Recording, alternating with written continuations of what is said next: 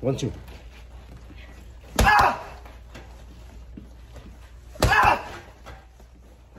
There you go.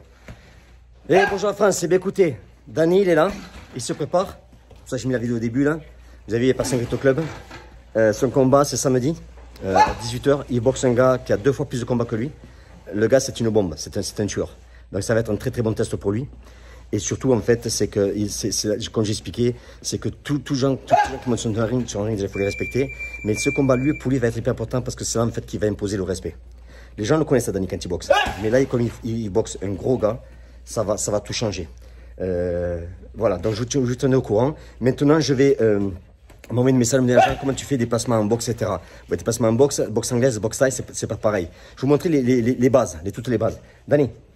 Let's do some for the people in France. Okay. Alors, comme here, yeah, it's perfect. Donc, les déplacements de moving, déplacements, il y a plusieurs choses. Vous avez en fait, c'est comme une danse en fait. Quand quelqu'un danse, en fait, c'est ensemble, ça bouge ensemble. Une façon que vous pouvez faire simplement, c'est vous pouvez suivre le gars ou il peut vous suivre. C'est-à-dire, c'est here, so I'm moving for you and you just back up. Et il recule. Et il recule. Et il recule. Now, if I back up, you follow me. One. Alors, ce que vous faites, c'est simple. C'est que quand vous avancez, c'est la jambe gauche qui avance. Si vous êtes au droitier. Et quand vous reculez, c'est-à-dire quand vous avancez, c'est la jambe de devant. Quand vous reculez, c'est la jambe de derrière. C'est pas compliqué. Donc, si j'avance, je move forward. One. Maintenant, rappelez-vous que c'est une distance de boxe thaï. Moi, je parle que de la boxe thaï. Distance de boxe thaï, on se touche, on est très près. Ça, c'est une distance qui est plus de kickboxing. Donc, distance, on est là, on se touche, c'est là qu'on va venir travailler. Maintenant, je peux aussi, si je veux partir sur la gauche, c'est la jambe gauche. Donc, si vous avancez, jambe droite, jambe gauche, si vous reculez, jambe arrière. Si vous partez vers la gauche, c'est jambe gauche. Donc, I'm gonna move left, 1, et il va me suivre. 1. C'est ce qu'on appelle chez nous mirroring, c'est-à-dire qu'on fait comme un miroir. Et if I go on the right, 1. Go forward, 1. Backward, 1. Left. One. Et l'avantage qu'on a en faisant ça, en fait, c'est que ça va nous permettre simplement d'avoir tout le temps un temps d'avance sur lui. C'est-à-dire que quand je fais 1, 2, quand lui me suit 1, il arrive avec un retard. Et ça me prend de shooter. C'est-à-dire que je vais être là, 1, 2, je vais venir shooter. Ça, je vais pouvoir le faire.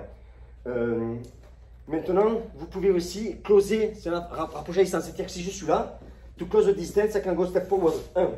C'est-à-dire que je vais être 1 là, j'attends 1, je vais rentrer. Et de là, je vais pouvoir passer à droite. 1, 2. Donc, je suis distance taille. Maintenant, je vais close à distance. 1, 2. Ça, c'est une chose. Maintenant, il avance. Moving forward. Boom. 2. C'est-à-dire que quand il va avancer, je close à distance. 2. C'est-à-dire au moment où il avance, 1, j'envoie. 2, j'envoie. C'est ce qu'on va prendre en taille. Pour emmener un mec dans un coin, je peux le pousser. C'est que je suis là, il faut avoir le pousser de coup.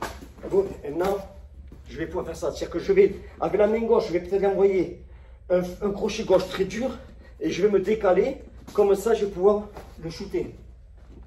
Donc ça c'est chose que vous pouvez faire aussi. Une autre chose que vous pouvez faire aussi, c'est tout simplement 1. D'accord, là je suis dans cette position 1 là je viens de la jambe droite 1 et 2. Ça fait que jambe droite, extérieure, je croise, je shoot. Là, la jambe gauche c'est pareil, on peut partir extérieur 1 et 2, ça c'est possible aussi. Donc il y a plusieurs façons de travailler. Mais l'idéal c'est de travailler tout le temps avec quelqu'un qui va bouger. Ne travaillez pas sur quelqu'un qui est statique. Il faut tout le temps on bouge. On bouge. Quand le timing est bon, je vais rentrer. Et je vais travailler comme ça.